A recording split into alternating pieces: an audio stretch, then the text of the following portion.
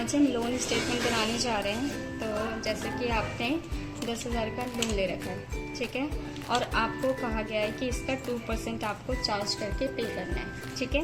तो आपको लोन पर 2% इंटरेस्ट चार्ज करना है, तो उसके लिए आपको इक्वल प्रेस करके लोन का अमाउंट सेलेक्ट करना है और इनटू करके 2% यहाँ पे आपको टाइप करके एंटर मारना है, ठीक है। तो ये आपका 200 रुपये आ गया इंटरेस्ट का अमाउंट, ठीक है। अब आपको निकालना है लोन प्लस इंटरेस्ट। तो लोन आपका कितना था 10,000, उसमें आपको प्लस करना है इंटरेस्ट का अमाउंट जो आपने 2% निकाला 10,000 पे, ठीक है।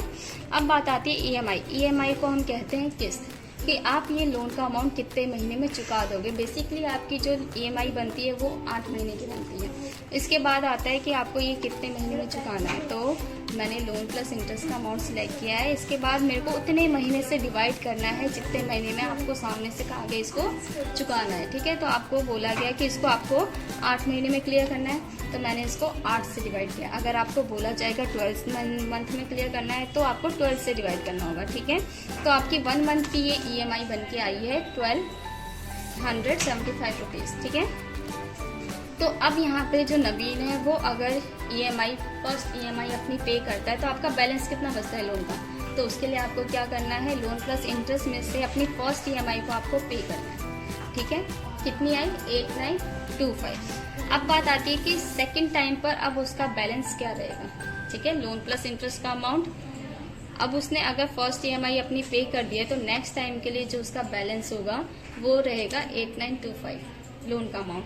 और आपकी ये जो ईएमआई है ये 8 महीने तक सेम चलने वाली है जितने से आपने डिवाइड किया है।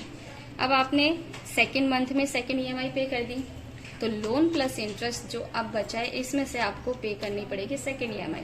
तो अब आपका बैलेंस 7650 आ रहा है, ठीक है। फिर आपका आगे के लिए स्टेप रहने वाला है, मीन्स इसी तरीके से आपको ये स्टेप फॉलो करते जाना है। कब तक, 8 मंथ के लिए, ठीक है। Equals to loan plus interest minus third EMI. इतना करने के बाद अब आपको बार बार वो स्टेप फॉलो करने की जरूरत नहीं है। आपको तीनों सिलेक्ट करने हैं और आप कुछ ही ड्रैग कर्सर से तीनों को ड्रैग करोगे तो आप देख सकते हैं कि 8 महीने में जाके बैलेंस आपका 0 हो चुका है, ठीक है। इस